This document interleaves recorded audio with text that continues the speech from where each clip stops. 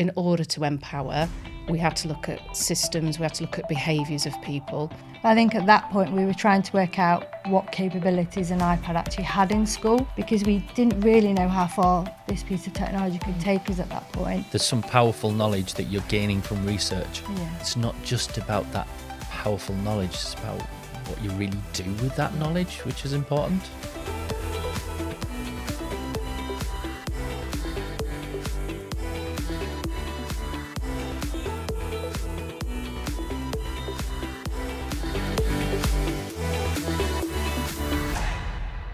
Hi everyone, and welcome to Empowered.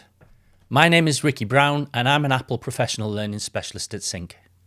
Today I am joined by Anglea O'Brien, OBE, Director of Primaries at Spencer Academies Trust, and Verity Lee, Vice Principal at Sunnyside Spencer Academy. Welcome Anglea and Verity. On this episode, we'll be discussing how fostering a culture of inclusion and equity is key to giving everyone the confidence to develop their skills, and how we can encourage the new generation of girls to pursue their interests without reservation. So, what does empowering everyone in the classroom mean to you? And I'll ask you first, Anglea. Thank you for the intro. Empower is quite a passionate word of mine and something that we both firmly believe in. I think in our role so far in education, and I'm coming from more of a head teacher, exec leader, and Verity as a teacher, we've found over the years that empowering all our learners and adults too has been absolutely key to our work. And Verity in the classroom probably started it all off really, didn't you? Yeah, I think one of the lessons I learnt from Anglea when she started at Wyndham Primary Academy was that everybody is a leader. And one of the things that we worked on was pupil leadership. We had a group of pupils from throughout the school who were trained to be able to implement initially 30 iPads across the school, but then eventually almost one-to-one iPads across a big school. And the reason we did that was almost to empower the children, but to also support the adults in the school as well, to take the risk of using such a new piece of technology back then, because I think it was 2011, 2012, so it was the world looks very different to what it did back then, and it was quite a lot of our staff were quite fearful of using technology, so the way we did it was empowering them through the children, because that's the less fearful way of doing it. So just for context, I think we at Wyndham, when I was head, it was a school that was seen as a complete failure. So Verity was already in the school as a teacher, I came in as a head, and we needed a bit of a different way to go about improving a school to what was already in place. And I think the key word empower started at the very beginning, because I knew that to move something on and to open doors and opportunity, I needed people with me, and I needed the adults and the children to go on the journey. And in order to empower, we had to look at systems, we had to look at behaviours of people, and we had to look at the children as part of our leadership team, so that everyone a leader of learning became a mantra very early on. And I think the technology we saw as a way where everybody was at a bit of a same start point. In fact, the children were better than the adults, weren't they? And we worked really hard to build empowering behaviours in people so that the technology added to the teaching and learning. It wasn't just an addition. And Verity was really the main leader in that and the role model. It was good fun, wasn't it? And I think what you've just said there is it is about bringing everyone together and joining, making everyone believe in what you're actually doing and for a right purpose. And as you said, the tech has actually helped in that journey, the way you've actually gone. So what sort of things did you do at the very beginning, Verity? In terms of being a leader, it was looking to see who would champion the technology alongside me. Back then, there was some staff that had been there a very long time, and it was trying to almost win them over with the technology because they were fearful. And the new computing curriculum had just come in. So there was a lot of words in that computing curriculum that staff almost heard and thought, I can't teach that in my classroom, I don't know what that means. So for me, it was seeing which staff in school could champion technology alongside me, but also, training the children up in the classroom to be able to add capacity into that classroom. So when a staff member may be a little bit fearful, the children could step in as that support and that extra teacher in the classroom. We had a word called great. Yeah. The word great really underpinned all of our behaviours that we wanted to see in people, and the A of great was able to make mistakes and learn from them. So we used the technology and the A of great, because what we did was try to amplify each letter, meant that it was looking at the behaviour that we wanted out of people. So the able to make mistakes is, we got that technology. Verity was more of an expert than me, but me as the head teacher, kind of alongside Verity, was standing there with the technology thinking this can make a difference, but I'm not very good at it. I had to role model that Verity was empowering me, which is a real reversal of a class teacher empowering a head from a traditional way, but we don't do anything traditional, do we? So then when the boxes of iPads came, we were absolutely buzzing, weren't we? Yeah. Right, this little trolley came down the corridor and we gave them all out with a ribbon on, didn't we? Yeah. And the staff were like scared to death, but it was it was amazing to watch, where, because we'd created the conditions in school that you had a go at things, the adults were like, I'll have a little go at that. And then Verity was on hand. But it was for the pupil leadership. We've talked about this quite recently, haven't we, of how amazing. And it was half boys, half girls. And you're just talking about one that's now at uni, haven't you? Yeah. I think technology in itself, especially as a woman, it's a field that a lot of women don't get into because they're quite fearful. So that was my passion back at Wyndham, was getting more girls into wanting to lead technology. We were talking about one of our little girls who's actually in Manchester studying law now, and she was one of my digital leaders, and it made her feel empowered to make a difference in the world. Technology, like we always say, is ever changing, and we've got to keep up with it. And if we're fearful of it, we're going to get left behind. So that was my real focus at Wyndham at that time. But I think, being able to, take that risk and have a go and know that if it doesn't go right, there's always a way to fix it and to move forward. And I spent a lot of time looking outwards. Again, that was another thing that Angela brought to Wyndham. It was very insular in the beginning, and they always did what they did. And Angela said, there's lots of great practice out there. Let's go out and see it. So we worked with different companies. We went to look at different schools, and we brought that good practice back into Wyndham. And Angela always used to say, hide the veg, give it little and often. You always said that, hide the veg, because then staff didn't become overwhelmed. So I did the same with the children, little and often, showing them little ways of using technology in the classroom. And you would have the same staff that would run with it and they would go further. But then the staff that were less confident would just try those little things. And before you knew it, it was embedded practice and it was good practice. And at the end of the day, technology is there to improve teaching and learning. You don't have to do wicked and wonderful things all the time with technology. Some of those basic things that iPad brought into the classroom was just as good as, doing those over and above things. And the basic things that you're talking about, like you said, it's changing some of the practice slightly in there, but some of that basic things are giving children the aspirations of what you want. That sounds like a massive change for the teachers in classrooms, and obviously the culture that you've got in your school needs to be able to support that. And it sounds like that you built that, Angela. Mm-hmm. I think culture to me means you all share the same stories, and when you all share the same stories, you can move together. And I think there was a lot of what we call mythologies when I started around tech and opportunity and empowerment, and they were, along with the tech, it was very much around, well, girls can't do that, or that's too scary, or that's very expensive, or that's going to stop me doing what I need to do, or just I can't do it.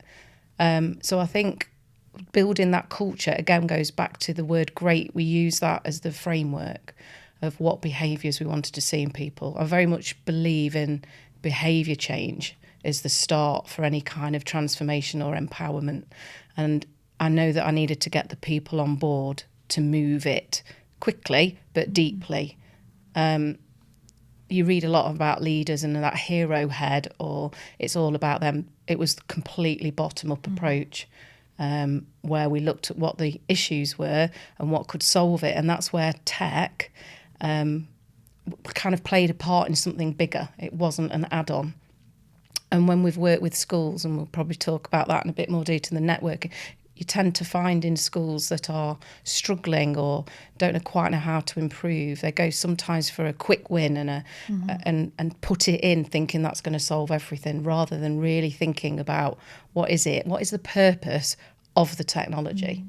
But I'd got the purpose of technology, but it was why, because it was about, let's bring some to life, let's bring some energy into a classroom, let's bring children's voice, let's amplify the voice of the child through the technology. When we had QR codes, that was our green screen and QR codes were our first kind of dabble. We had them everywhere. So everyone was walking around with an iPad, clicking, finding out what learning was happening somewhere else in school.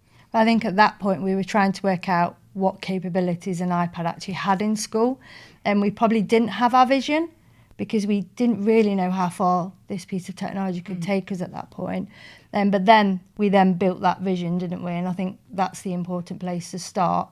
And by communicating that vision, it enabled staff to have their doors open and to take that risk and know, we always go back to that why. Why are we using this piece of technology? Because it is expensive. I've seen schools that have bought 30, 100 iPads, and they are very expensive paperweights if they are not used well. And what we wanted was to use an iPad, and we always say it's part of our pencil case. An iPad is a part of our pencil case. You wouldn't use your ruler if you didn't need to use your ruler. So we make sure that we use our iPads alongside books, other different types of resources, and we use it to almost redefine learning and do things with learning that we possibly couldn't have done without that piece of technology. And I think that word is possibly something you couldn't have done before is quite significant, and using it when you want to use it is great. And I like the idea of that changing things that are normal to everyone else. Like, can you look out? Can you do something different? I'm sure I've heard a story somewhere, and I'm going to bring it up, of raising aspirations of the children and getting them to dream. Yeah. Isn't there a story that you want to tell us somewhere along here, Angela, about what you actually did? Yeah. So anything is possible was, well, that actually came from Verity. That came from me, yeah. Because from your schoolwork when you were a young child. Yeah. So Verity talked to me about anything is possible. And again, this goes back to not thinking you've got the ideas before you go into a school. And anything is possible felt like a really good mantra to create that team language. And I thought, how can I demonstrate anything is possible in this school when we've got to raise aspiration and empower everyone? So I did two things. I did my first assembly trying to hula hoop. That was on your interview, Angela. And that was where to try and demonstrate that I don't have all the answers. And if I do that in front and be vulnerable with people, they're going to think, actually, it's a safe place to be vulnerable. So that was the first anything is possible way in. My second, probably bigger idea was that Gary Barlow, who is an absolute hero of mine, I thought if I can get him to come into school and play the piano to the children, and if I tell them that from the start, I am building a big aspirational dream in front of them. And instead of being laughed at and thinking that isn't possible, I'm going to say it can be possible. You've just got to make steps to get there. So I shared this dream with the children and teachers, and people were like, absolutely not, lovely idea. But we used technology a lot to do that, didn't we, Verity? Because we tweeted him to death. So we went to a concert, well, one of many, and I thought, no, I'm going to try how really hard to get him there. So we messaged him, and I got to the front of his concert, and he took me on stage. I got a massive banner from the school. We'd all written it and said, please pick our crazy head teacher, hashtag anything is possible. We hashtagged anything is possible all the week before, all with the children's work, gave him a letter to his bouncer, and he chose me to go on stage. And I was like, whispered in his ear whilst he was singing to me, this is brilliant assembly material for Monday. And then Twitter blew up. That went completely viral. And then our school we were on the telly, which was great for raising the profile. But I had to be really vulnerable. I had to be a bit brave. I had to be a bit crazy. But the kids thought it was the most brilliant thing. And although I didn't come to school to play the piano, I think actually doing it in Sheffield in front of 16,000 people, I'll take that. And the children, you could see it created humour, it created energy. And then you created the Dream Corridor. So I did, yeah. Yeah, so we had a corridor called the Dream Corridor, where all the children in each class decided on a dream that they wanted to achieve. So, those aspirations were really being raised. I thought my role was to create those conditions for leaders, teachers, pupils, parents to be able to come as one and be brave to give things a go. So thinking of it being Women's Day, thinking of it as girls, thinking of it as boy, it's about equity to me. It's about everybody being able to have a go, give something a go, don't be frightened to have a go. And tech just happened to be one of our strategies that for teaching and learning. But because of those conditions, I truly believe that is why Wyndham was just number one school for me in technology in those days. Don't you agree? Absolutely. But that is a lot down to Verity's leadership. So I'm going to come on to that. I mean, I love the vulnerability bit, and vulnerability can be a massive strength in a lot of things that you do, and bringing people with you. Yeah. So it sounds like this was an exciting time, Verity, and for you to actually develop what you were doing and feel comfortable to have a go and take that risk and have these children breaking these aspirations and breaking the ceilings above them. What does it do for your career after that then? I think I probably went from being a leader that probably didn't really believe in what I could achieve to someone who realised that, same as the kids, I could take a risk. And I think Angela's very good at saying, take a risk. If it goes wrong, hold your hands up and say, well, it went wrong, and then find a way of moving forward, because she used to say, if we make mistakes, we learn from them. And that was part of the great way. And that's what, as staff and children, we all followed. From then, it kind of grew into something bigger, and I started leading a computing network for the Spencer Trust. Initially, back then, there was probably only about 5 or 6 teachers that used to attend that network. And being really honest, the majority were male. And I think for me, I do, again, something I've learned from Angela is champion the people. You add capacity, you add leadership to a school by recognising the talents in people and then bringing them along with you on that journey. So this network has grown over the years, and I've really tried to link up with members within different schools, particularly female leads of computing, to help champion them and make them feel that they are part of this industry. And at the end of the day, we are the role models for those children, those girls that are looking up at us thinking, I want to go into something like that. And making it really clear that technology is everywhere. There are so many jobs out there that involve technology, and some of our children talk about they want to be like content creators and things, and that's still technology, and lots of girls can get into that. And this network has grown and grown and grown, and we've got to the point where I led it a few weeks ago, and I had to find extra chairs because the room was so full. So I think for me as a leader, I've managed to get more female computing leads on board with technology, and going back to what Angela said, able to make mistakes and learn from them, not be fearful, have that open door policy that if you want something or you're struggling with something, there is somewhere to go and somewhere to ask. And if I don't know the answers, I know somebody who will. So I think for me as a leader, I feel like I've grown and grown and grown just from that great way. And from Angela. Yeah. I think what you're saying there is somebody having belief in you. Yeah, absolutely. Belief in you and belief in what you want to do. Yeah. I mean, it must be difficult to find people like Verity. No. In different places. No, they're all there. I think it's just finding them is it's create, again, I go back to the conditions. It's if I can create, so if I move away from the Wyndham and perhaps talk about my role now, which is more, well, at over 18 schools, because that's a different type of leadership strategy, but same principles apply. So creating the conditions for people to take a risk, and how you do that at scale is something I've learned from getting it wrong. But I think there's gems in all the schools. There's so many people that are just bursting to give it a go. Yeah. But actually, They just need that little push, and that's they someone need the that believes push. in them. And again, it's back to the culture of taking the time to find who they are. I think if you're not as a leader looking out and in and down, you're not going to find those rough diamonds. Verity won't mind me calling her a rough diamond, will you? I'm rough as it comes.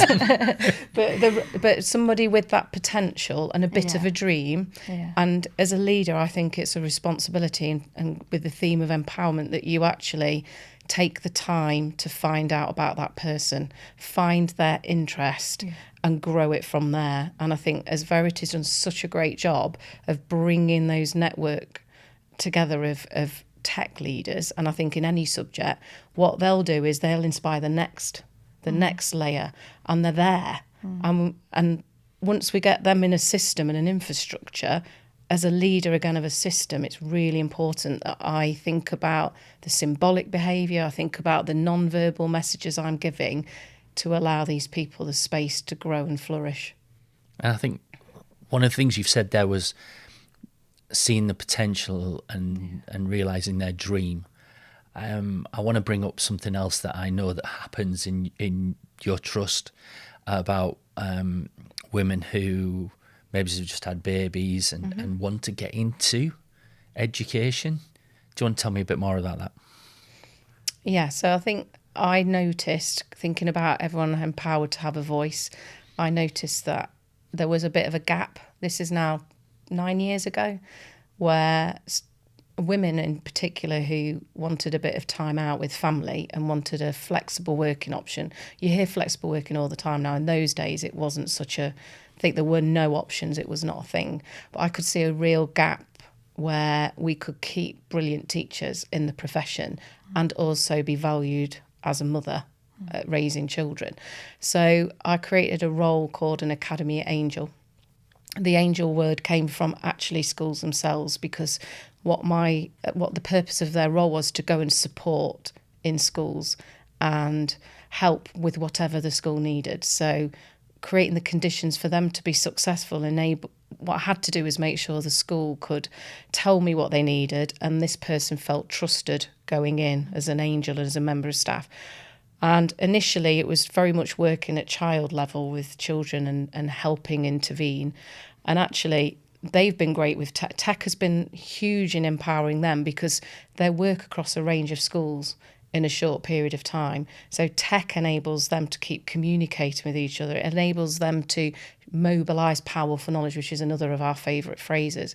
And they've stayed in this role and have become pivotal to strategic leadership. And just recently, 3 of them are now vice principals and principals in our trust. And they've said to me that they've thanked me for keeping them in the profession, for feeling valued, but keep developing them. And again, that's the empowering. It's all I saw. I listened to what they required. I listened to the school and just came up with a system. And it's not rocket science. And anybody could do it. But I think what I did do was take the time to explore, be curious about people. And again, now we've got people saying, we would like to be an angel. Like, how do we become one of those? We'd love an IT. That's the next role. Do you want to be one, Verity? What an IT angel. It's a good role.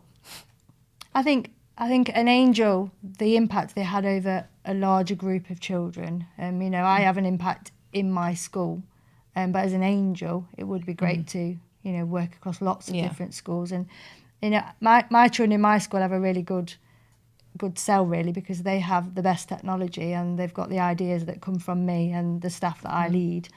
It's almost how to add capacity now into those schools to make sure every child gets exactly what the children at Sunnyside get, because you know, they get a really good deal at Sunnyside. And Verity's now not at Wyndham, she's now at Sunnyside. yeah, Mobilising more knowledge. exactly, yeah. So I think you said something there about building capacity, and what this does is it gives your Angels gives like teachers the opportunity to develop, but across a number of schools. And it's just another progression through what they can actually do, isn't it? Rather than just saying, well, you're going to be a teacher, then you're going to be a vice principal, then you're going to be a principal. You can actually learn, and this capacity development is just we don't another put a route. ceiling on hierarchy labels. It's almost, what is it we need right now? Where could that person be? And we don't expect people to be the finished article. No. It is right, that's the need, let's solution it together. But they're really great at the Academy Angels because they get into all of the schools. So they can see the golden nuggets in other schools that maybe my school hasn't seen. And they can bring those golden nuggets and say, you know, have you tried this at Sunnyside? This is a really great idea. This works really well in this school. Maybe we can have a go. So they're kind of the eyes and ears on the ground as well, aren't they, that can bring all those ideas to us rather than us having to spend all that time looking for things. And that's where I go back to the tech as well, because they use video quite a lot, and share the videos of themselves. If they're working with teachers, they can model, or they can take the knowledge and the modelling from another school and clearly show it in another one quickly. To an extent, it's back to what you said at Wyndham. It's that thing of looking out. They're really looking out in other schools, but then sharing it within the practice using the technology. You mentioned a phrase before there that I want to dig into deeply, because I think it was mobilising powerful knowledge. Yeah. Can you tell me where that came about? So as a primary strategy team, there's about 5 of us, we really wanted to define a core purpose. What were we about as a strategy team? Because when you've got 18 schools, 18 principals, our work has got to really integrate with those schools. It shouldn't be seen as a sitting completely set. Well, in my opinion, it shouldn't sit as a very separate thing. But we also needed to understand our work to be able to work alongside schools. So we spent a day wrestling to come up with our purpose, and mobilising powerful knowledge to nurture leaders was what we ended up with, because we felt that within our schools there was something great in every single one, regardless of label. And that came probably from our early days of Wyndham had something still to offer, even though it was graded by Ofsted as not a very successful school. And in each classroom in a school, you can have better classrooms than others. That doesn't mean your school's failing. I feel really strongly about that. So I needed to make sure my work was really clear to the schools, was not this big I am standing at the top with a checklist, but it was almost using the brilliant work in the schools and mobilising it around. So when we came, and then the nurturing leaders, this goes right back to our first point of everyone as a leader of learning. We can't make shift, we can't change culture, we can't make a difference if we've not got everybody on board. So I just really amplified and grew and multiplied the work I did at Wyndham and used the system to help me create better schools. So mobilising powerful knowledge became the purpose. Then we looked at, okay, what systems do we need to build in order to mobilise powerful knowledge? So the first system we looked at was tech, because we couldn't get into every school and know what's happening, but we wanted to use tech to help us accelerate that and get real crystal clear evidence. So we use Teams, it's just embedded in our practice now, because we can mobilise knowledge quickly. We've got iPads in most of our schools now, so that was a really big tool. And the other one was the behaviours. How are we to behave as an exec team, a primary strategy team, working with the schools? So the behaviours was being curious. How we nurture leaders by being curious with them and giving them space to reflect and develop themselves. And Verity attends some of those network meetings. So we've got a framework of networks. We know how we're behaving, being curious, we're actively listening, we're kind of gluing that information together in our meetings, but we just look all the time to mobilise knowledge. And it has to be powerful. That's quite important too, because powerful means it's evidence-based. It isn't just, oh, somebody else is doing that, we'll have a go at that. Everything is informed by the EEF primarily. That's our go-to, because Wyndham's now a research school. So we take our time when we've got knowledge to make sure that what we're mobilising is the best. And I think that's interesting as well about the research. It's all backed by research. And haven't you got some sort of role with the research school as well, Verity? Yeah, so I'm an ELE for the Spencer Academies Trust. What, an ELE? An evidence leader in education. So that basically means I take the research from the research school and I help schools implement the best practice based on what that research is saying. So there's some really great guidance reports. So there's a computing guidance report that when I lead my computing networks, we always refer back to what is the best practice using technology.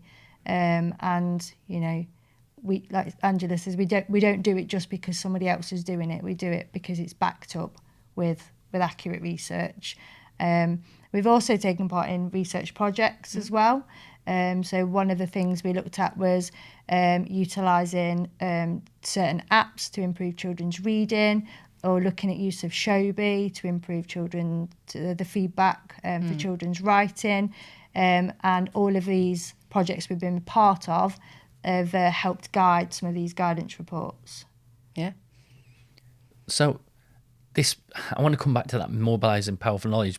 From what you've said there, there's some powerful knowledge that you're gaining from research that you're now sharing about everybody else. And I think the phrasing itself says it's not just about that powerful knowledge, it's about what you really do with that knowledge, which is important. I think we're at the point now where that powerful knowledge is going beyond our trust, and we've got such great schools within our trust. And going back to, you know, the beginning of the journey was looking outwards.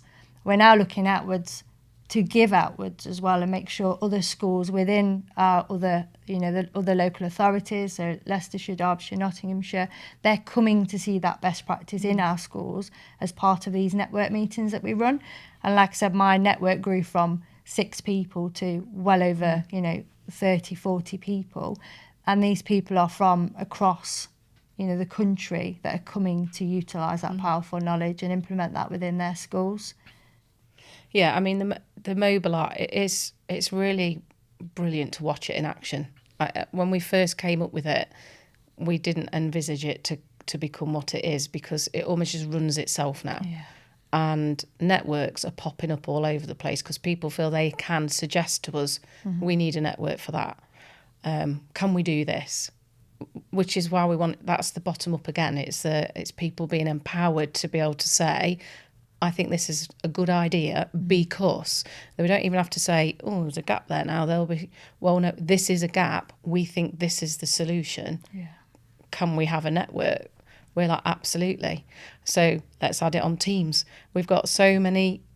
I think it's just that, again, mobilising the information to give somebody, but it's back all the time back to the conditions. I think as a leader of the primary schools, I've got to role model all the time the same behaviours that I did when I was a head teacher of one school. Being vulnerable, being open, being curious, being collaborative. And all of this is just setting that expectation for everybody, isn't it? It's about raising everything because they all believe in something that they've actually got. And obviously we can't go on without actually saying you actually achieved your OBE from being in education. And was that from this process that you're actually doing with what you've achieved with your schools? I think so. I think the official paperwork was around the work I'd done, particularly at that point in my career. I was exec head of 3 schools, and all 3 were sponsored academies, so they had a level of failure and no success for quite a period of time. And they all served communities that perhaps had some disadvantage within them. So there were some added complexities. And that is my absolute passion, to be able to get in there and inspire a community that they can do it themselves. So I think that the recognition was for the work in bringing those schools on. All three of them now have outstanding somewhere in their judgments. Two of them in outright, and one of them awaiting a regrade. That's Sunnyside. But so and when I reflect and think, what is it about those three schools and how they all got to that level? Because to be outstanding in these days is really hard to achieve, and it is because they do it themselves. They absolutely own it and build on their passion, enthusiasm and risk-taking culture. I think all I did was just create those conditions for people to flourish.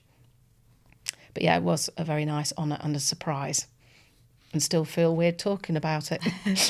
I can tell that one. I think there's a link with some of the way that we talk about leadership, and it's about that bit that you've just mentioned, is creating those conditions for people to flourish in. And that obviously is evident through your leadership, Anglea, but it's also evident in the way that you actually teach and you do in your classroom. So, Verity, your school comes from quite a deprived area, and all of this conversations we're having about having belief in people and allowing them to really flourish. Have you got any thoughts about any impact or stories that you've had that this has had an impact on the children that you're working with? So I started at Sunnyside Spencer Academy when they were awaiting Ofsted. So they were an RI school. They were at the very beginning of the journey. So very similar journey to Wymondham. We were a school that we were not full. We didn't have many children in the school. In terms of the reputation of the school, parents didn't want to send their children there. And I moved over from Wymondham and with the idea of hopefully getting that good or outstanding Ofsted grading, so parents could see on the outwards that this was a great school to send their children to. In terms of our catchment that we serve, they are the bottom 10% for employment and the top 10% for disadvantage. And we wanted the children to see that there was a world beyond where they lived, and that they had aspirations to do more than they could ever thought they could ever achieve. Myself, I come from a family where I was the first to go to university, so the thought of me going to university was, a huge dream and something I didn't think I could achieve. So if I think about our children who come from more disadvantaged families than I did, I think we are in the best place to be to inspire them to go for something that they really want to achieve. And everything we do at Sunnyside is about building them and giving them options. And I listened to someone the other day, and it was, we ask our children what they want to be when they're older, but actually it's what passions have you got? What do you really want to do? So I knew my passion was I want to work with children. I didn't know I wanted to be a teacher, but I knew I loved working with children. So at the beginning of every year, we actually have a few weeks where we focus on passion and aspiration. Where do the children want to be? And then we realise actually they don't really know where they want to be. So we've started a bit of like a Sunnyside University. So the children attend respect groups, and our respect groups are mixed age from across the whole of the school, and they take part in activities that otherwise they wouldn't have been able to do. So we might have a hairdresser set up one day, or we might have an opportunity to go and fly a drone in the playground and film some footage. So, utilising that leadership and everyone being a leader, we've got to provide our children with these opportunities to see what else is out there. And I take that from my own experience. I went through education. The only job I ever knew was to be a teacher. Maybe if I'd had opportunities to see what else was out there, maybe my journey would have been different. So I think for our children, we've got to give them lots of insights into different types of careers or, ways that they can use their passion to go. I think going back to the pupil that you said, the one we were talking about today, the one who's gone to uni. Yeah. I just think that would her path have been different Yeah. had she not had the Wyndham education, The Wyndham way. the Wyndham way?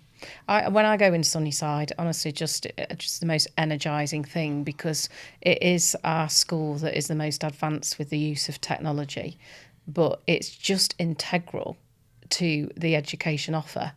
And you can see how when I ask children about their learning, because I'm not there every day, they get their iPad and they can, honestly, the way they navigate around it and talk their learning and can pull back what they've learnt, what they're going to do. I always think, oh, we've just given them the tools to open up so many doors into their future.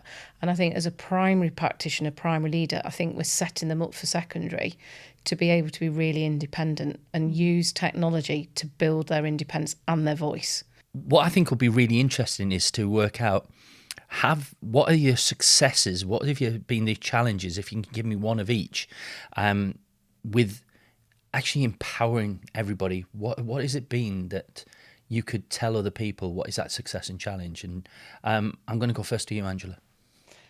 I think a challenge, I've talked a bit about becoming a head and then becoming a system leader. The challenge has been, and will continue to be, how do you bring everybody with you at scale? So scaling up practice has been the challenge. I think the solution and the way I've gone about it is to try and simplify behaviours, simplify systems, and use non-verbal symbols, and use those 3 leadership tools, behaviours, systems and symbols, in order to keep an eye on and listen to and back to empowering everybody through those tools to ensure that we grow together and build together. Brilliant. And the same question to you, Verity. What's been your success, and maybe it's your challenge that you faced? I think the challenge for me is being able to step away and high quality use of tech to still happen. Technology is always changing, so I need to make sure that I keep on top of that, and I find a way of almost giving that information back to the teachers so they know where they need to go next. I think also a success of that, though, is I had to think really carefully about how can I do that. So I've worked really closely with the subject leads. So it shouldn't just be me thinking of how technology is taught through computing, is what does technology look like in science and what does technology look like in maths. So that has been, and it's quite a new success, but I'm at the point now where at Sunnyside the other subject leaders are empowered to think of what technology looks like in their subject. And for me, that's adding capacity and also raising the profile of technology within other subjects, and giving the children the skills of using technology in other areas of the curriculum rather than it just being taught in isolation. Then we talk about children being masters of technology if they can take that skill and use it to share information or find information in another area of the curriculum. So I think that's been a real big success at Sunnyside. Yeah, those transferable skills, like you said, just being able to use it in an IT lesson is something that you can use in a maths lesson, a science lesson. It's a bit like your phrase, you're mobilising the powerful knowledge. You've learnt some of the skills, but you're mobilising it to actually help you in different areas. Cool. And my success is that. Your success is that? Yeah, because my success is the mobilising powerful knowledge and building the conditions for leaders like Verity to do what she's just said. Brilliant. I like that. It's about giving them that area to flourish in and being able to do that. Okay, so one last question I've got for you both. If you were going to give any organisation, any trust, any school a top tip about empowering others to ensure that they can follow their passions, follow their beliefs, bring them together, what would that be? What's that one top tip that you might give them? Angela, I'm going to come again to you. Mine's quite simple, but there's a lot of depth to it, and it's just stay curious. And when I mean stay curious, I mean that means you've got to be an active listener. You've got to listen with your eyes, you've got to listen with your ears, and you've got to engage in conversations with people in the organisation at all levels and all layers. And by staying curious and humble, you get to the nub of where issues are, where successes are, so that you can either create a solution to the problem or you can mobilise the creative solutions that are there already to others. So stay curious. Yeah. And so, Verity, I'm going to ask you the same question. What is that one top tip that you might give to others? I think my lessons from the Wyndham Way and the climate that Anglea created was to provide a school that allows staff and pupils to take a risk without being fearful of doing something wrong or breaking the technology, and learning from mistakes that happen. So really, if I can put those two together, it's creating that safe environment where people feel free to take a risk and stay curious to what we're actually doing. Well, all I can say is thank you very much for this conversation. I think I've learned quite a lot about mobilising powerful knowledge and about what it takes to really mobilise a workforce together, to bring them together on the same journeys, developing their passions and moving forward as a one environment. So I hope everyone is going to stay curious for the future. And thank you very much for listening to this episode of Empowered.